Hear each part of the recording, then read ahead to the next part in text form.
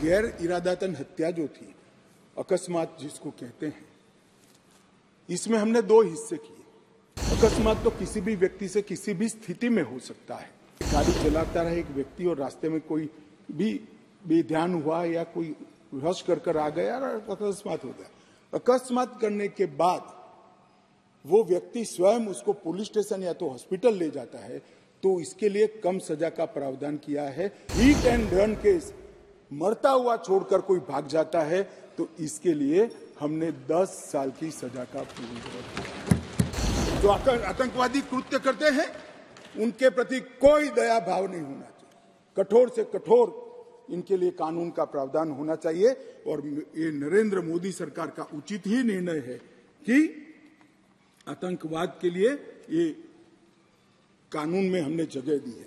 उसके बाद भारत सरकार, किसी राज्य सरकार, विदेश की सरकार, अंतर्राष्ट्रीय सरकारी संगठन के सुरक्षा को बाधित करने वाले कृत्य भी आतंकवादी माने जाएंगे। मान्यवर, मैं नहीं मानता इसमें कहीं पर भी कोई गुंजाइश बची है कि इसका दुरुपयोग हो। और मैं सदन को आश्वस्त करना चाहता हूं, कानून तो लिखी हुई चीज है, इसका अमल करते वक्त अगर कोई इसका दुरुपयोग करता है, यहां तक हमारी सरकार का सवाल है साहब, हम उसको रोकेंगे भी और उसको नसीहत भी करेंगे, सजा भी देंगे।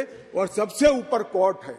अगर किसके ग्रीवेंसेस है तो ये आतंकवाद को रोकने का प्रोविजन भी कोर्ट के ऊपर तो नहीं है।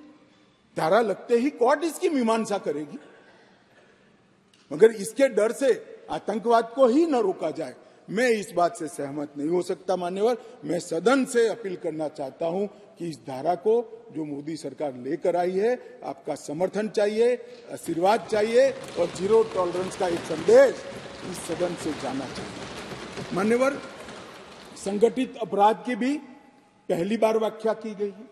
कई राज्य और राज्यतर गैंगे संगठित अपराध करती हैं, इसके लिए कोई विशेष कानून नहीं था। इसके अंदर हमने साइबर अपराध को, आर्थिक अपराध को, भूमि हत्याना को, हथियारों की व्यापार को, डकैती को और मानव लोगों की तस्करी करने व्यक्तियों की मानव तस्करी में, ये सभी को इसके अंदर रखा है।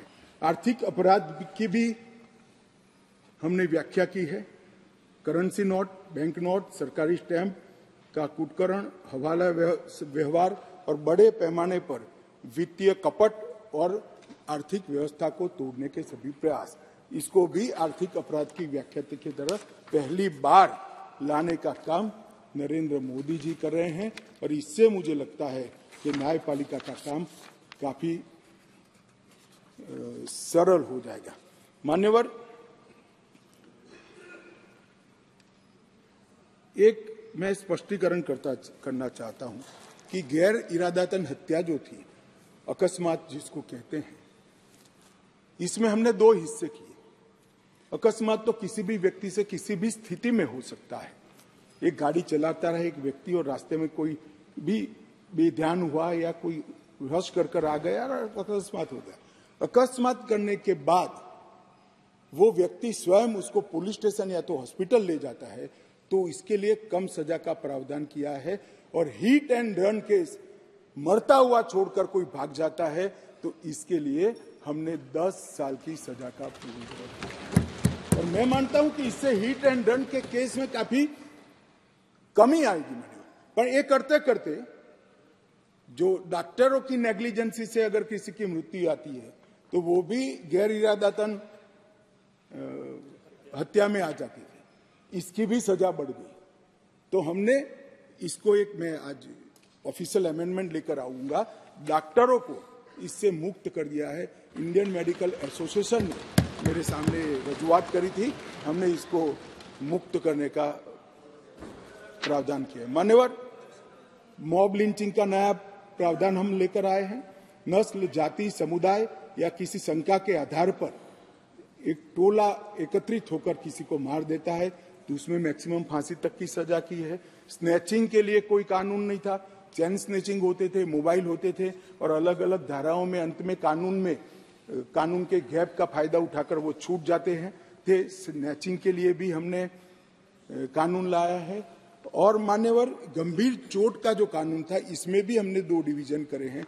किसी के सर पर लाठी मार दी, इंजर्ड हुआ, तो उसको सजा तो होनी चाहिए, परंतु लाठी मारने के कारण वो ब्रेन डेड हो गया या अपाहिज हो गया, तो इसकी सजा इतनी नहीं होनी चाहिए।